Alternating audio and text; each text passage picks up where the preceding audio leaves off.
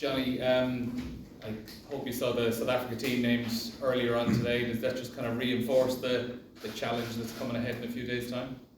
Yeah, it's nothing that we didn't expect. You know, we knew they've had a few weeks off and they were able to get everyone fit and firing again, and it's what we need. It's what we need another big test and find out where we're at. Damien Willemse is at number 10 for them. He's a player like that has obviously played so many different positions across the back line. When someone's that versatile as an opposition out half, does that just kind of make them a little bit more unpredictable? Yeah, he's he's a very, very good player. I suppose he's only played a couple of games at 10 for South Africa, but he's you know, like you said, he's unpredictable. He's got fantastic footwork. He's good kicking game, strong, so fast, obviously. So some traits that you wouldn't normally associate with a 10, but he's an excellent player. So personally, we're going to have to be ready to play, but we expected him to be named a 10. So we've done a little bit of analysis on him, and we need to do a little bit more again. And then just finally, obviously South Africa have their own unique strengths. How do you avoid playing their game? How do you make sure you're playing your own game on Saturday? Well, obviously we have to give them the respect that they absolutely deserve. Like they're, you know, the best team in the world in terms of the World Champions. You know, so it's they are a top class team.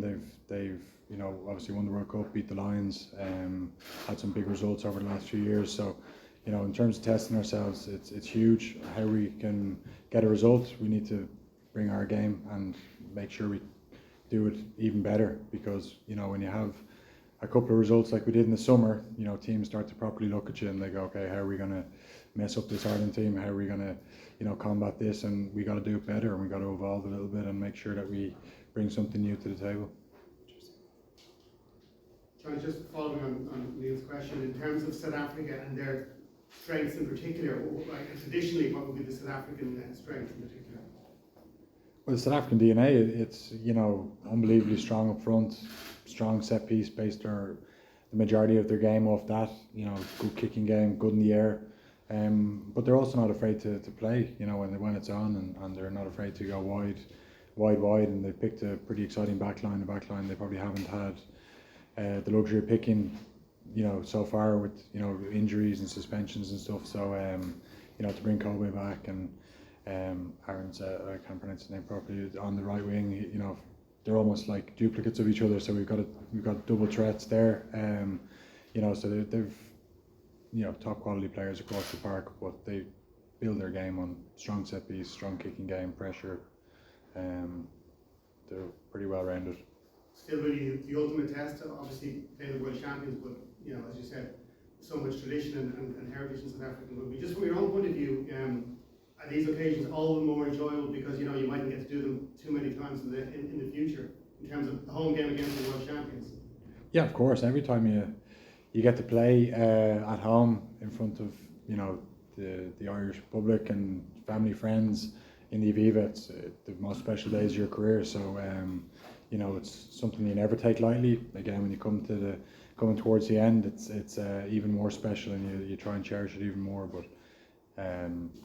you know, the nerves are still there, the excitement is still there. So it's not that much different to how it usually is. Johnny, for you personally, how are you feeling going into the game? There's a lot of talk. You're just getting better and better. Yeah, I feel good. You know, in the first two games of the season, you're always expecting a couple of mistakes, you know, in a lot of parts of the game, and I definitely had them in the first couple of games. So it's important I just learn from them, build on what was good, and then try and put it all together on Saturday. I was just asking Gary there about the dynamic in the team with like 49, 50 players out there in training, how it's all working. What's it like, I suppose? Yeah, the coaches did a good job. I wasn't envisaging how it was going to work, but they did it well, in terms of we were almost rotating as teams, and we're almost 4 teams at the start into 2, and, you know, it was good. It was different. It's a unique week. You know, we had a unique experience in the summer, and then we've got another one now with, you know, 2 matches going on, big game Friday night and then a big game Saturday. So it's good. It's what we want. You don't want anything to be the same, because you get comfortable then, and then come World Cup you're not ready for anything anything changing, or so we're testing ourselves and trying not to keep things too familiar. And having that tag of number one, I suppose as captain, is it something to be aware of? And maybe with some of the younger players in that, is it a pressure? Do you embrace it? What way do you look at it? Honestly, it's not something that really we talk about much. Like it's not a goal to become number one in the world. That might sound stupid, but like in some sports it is, in golf or tennis. But in rugby, the rankings matter once, and it's like 3 years out from a World Cup when they matter, which doesn't make that much sense either. But we don't speak about to be number one in the world. You need to win the World Cup. That's where the goals are. Obviously you want to be the best in Europe. You want to win the Six Nations. So those are our goals. There's nothing to do with being number one, and I don't think many teams read too much into it. I know the other teams probably refer to us now trying to put pressure on it, but we don't speak about it. Yeah, nice. Thanks. Johnny, just with South Africa, obviously getting one over on them after the summer we've had with New Zealand, that's another huge feather in your cap, especially going into next year as well, isn't it? Yeah, look, if we got a win on Saturday, it would be great. If we didn't, we learn from it. Like, we're going to learn both ways. We're going to learn about South Africa. We're going to see what it's like to play against this type of team. We haven't played against them in a few years, and I think that it's what we need. It's what we need during our group, obviously, in the World Cup, and we just need to make sure that we take learnings from it, win, lose or draw. But we're going out there to try and win the game. Don't get me wrong. And finally, you've mentioned there a couple of times about the World Cup. Obviously, it's still a while away, but is that the real driving force for you at the moment that gets you up, motivates you? Obviously, playing for your country is a huge honour, but that World Cup in the distance, knowing that the tail end of your career, you want to finish on a super high. Of course, it's in the back of everyone's mind. But at the same time, it's next season. Like it's not at the end of this season. We will have a full pre-season. We'll have World Cup warm-ups and everything. So, at the moment, this is the start of a new season, and we've got 4 big games this autumn. Then it'll be into Six Nations, and so yeah, it's in the back of our mind, but it's not something we're talking about at the moment. Johnny, just on being Ireland captain, obviously a few years into now, but came to maybe a little bit later in your Ireland career. How comfortable does it sit now to run Milford at this stage?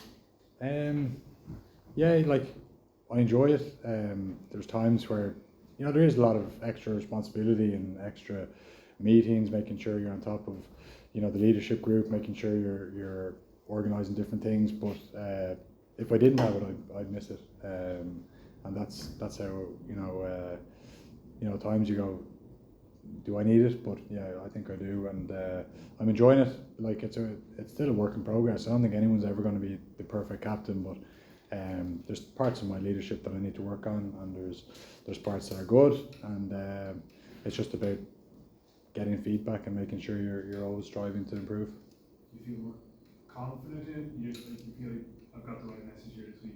I lean heavily on the guys around me, like, you know what I mean?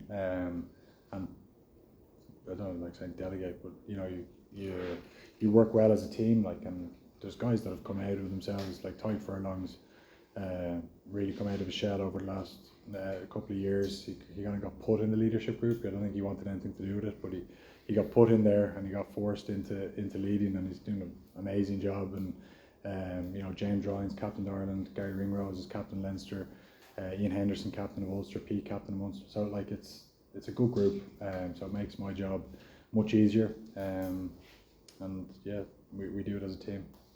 Just on the Sharks game, the South Africans seemed to be surprised that you were engaging with the referee. Did that surprise you that they were surprised by it? Yeah, look, that's part of the thing that I need to just get better at in terms of the heat of battle. And things when you're not getting some decisions that you think are clear, that you just have to probably bite your tongue better than I have done.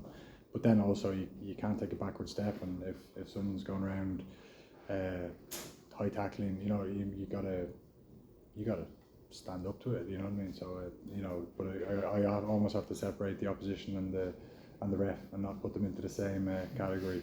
So that's my work on.